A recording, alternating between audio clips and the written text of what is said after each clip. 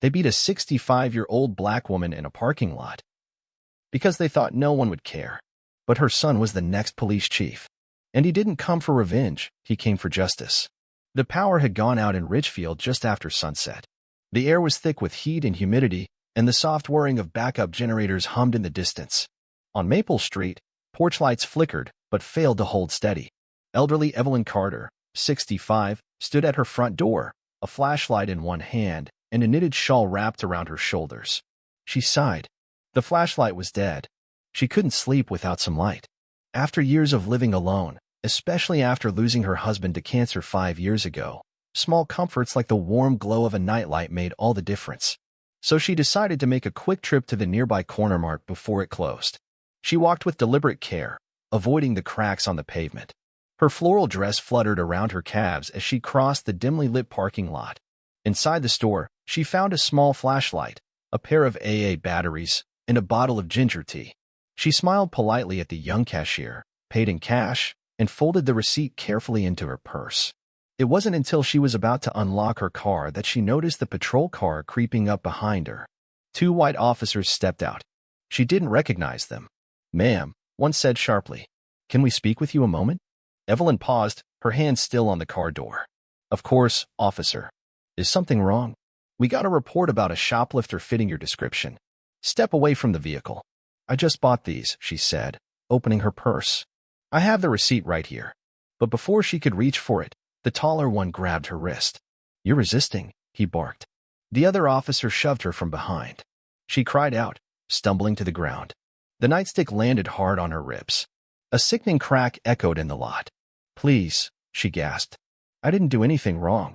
"Stay down," the officer shouted, pressing a knee into her back. Lights from nearby houses turned on.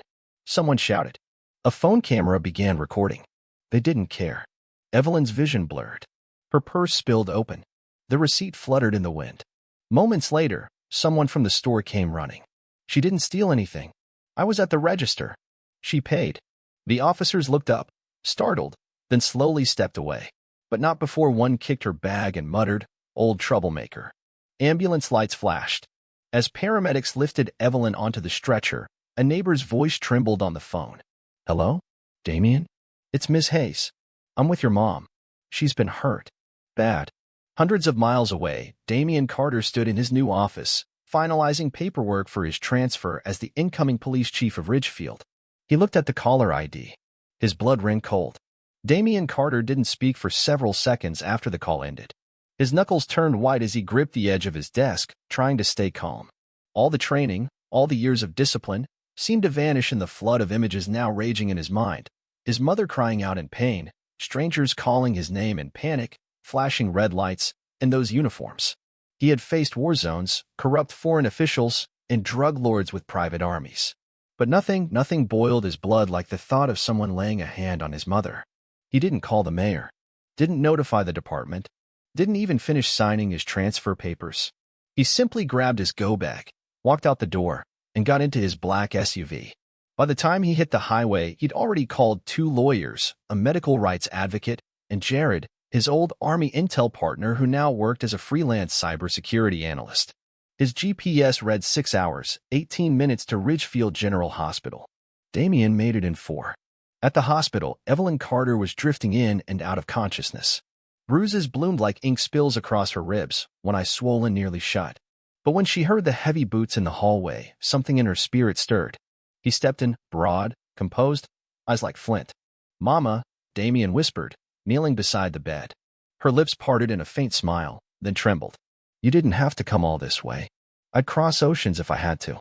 He took her hand gently, the sight of gauze and dried blood on her wrist making his jaw tense. "I thought they were here to help me," she whispered. "They weren't, Mama. But I am." Over the next hour, Damien recorded everything she remembered. He checked with the nurses for her x-rays and intake reports, took photos of her injuries, and secured the footage from the emergency entrance cameras. Outside the hospital, Jared pulled up in a rental car, laptop already open in the passenger seat. "You weren't kidding. This one's dirty."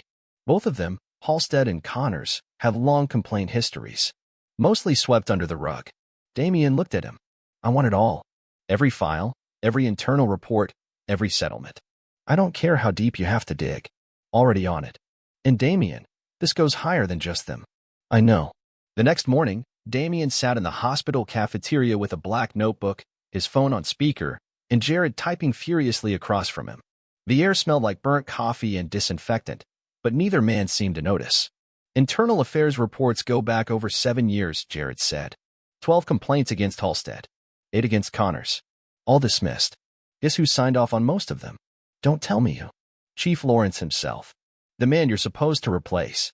Damien exhaled slowly. And I'm supposed to shake his hand in 5 days. Jared pulled up a file.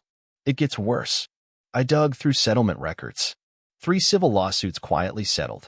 Elderly victims. All black. Same MO, unjustified use of force, false arrest, injuries. Paid off and silenced. Damien's fingers clenched around his pen. At that moment, Alana Rivera entered the cafeteria. Sharp blazer, camera bag over her shoulder. Award-winning investigative journalist and Damien's backup plan when things turned political. I've got contacts in the Attorney General's office, she said. If we build a pattern, they'll have to act. We're past building, Damien muttered. We're exposing. That afternoon, Damien and Jared visited Murphy's Corner Mart, the site of Evelyn's attack. The store manager hesitated but eventually agreed to share the security footage. They watched in grim silence as the scene unfolded. Evelyn, calm and cooperative. The officers, aggressive from the start. At no point did she resist.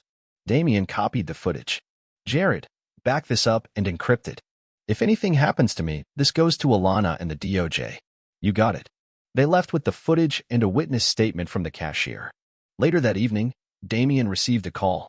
Sir, this is Officer Langston from Ridgefield PD. There's a report being circulated claiming your mother assaulted an officer. Is that right? Damien said, voice flat. I'm only telling you because it's political now. There are whispers you're trying to interfere before you're officially sworn in. Damien thanked him and hung up. Then he looked at Jared. They're trying to paint her as a criminal. Me as corrupt. Classic deflection. They're scared. They should be.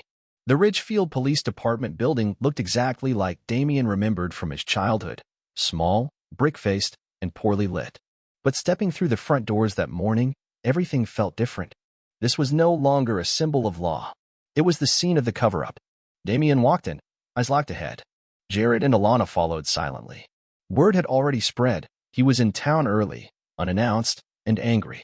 Chief Lawrence stepped out of his office. Carter, he said with forced warmth. Didn't expect you until next week. Plans changed. Lawrence motioned toward the hallway. Let's talk in private. But Damien kept walking toward the briefing room. I prefer witnesses. Inside, half a dozen officers paused mid-conversation. The air thickened. Damien placed a thick folder on the central table. 12 complaints. 3 settlements. 1 mother in the hospital. And you. He pointed at Lawrence. You signed them all away. The room fell silent. Lawrence stiffened. You're not sworn in yet, Carter. Damien didn't blink. But I will be. And I'll be cleaning house. Behind him, Alana began recording. Smile for the press, Chief. That afternoon, Damien returned to the hospital. Evelyn was sitting up, her spirit slowly returning. But there were guards now at her door stationed not for her safety, but to prevent any more unauthorized contact from the police. Nurse Hayes whispered, 2 officers came this morning. Wanted to move her to county holding.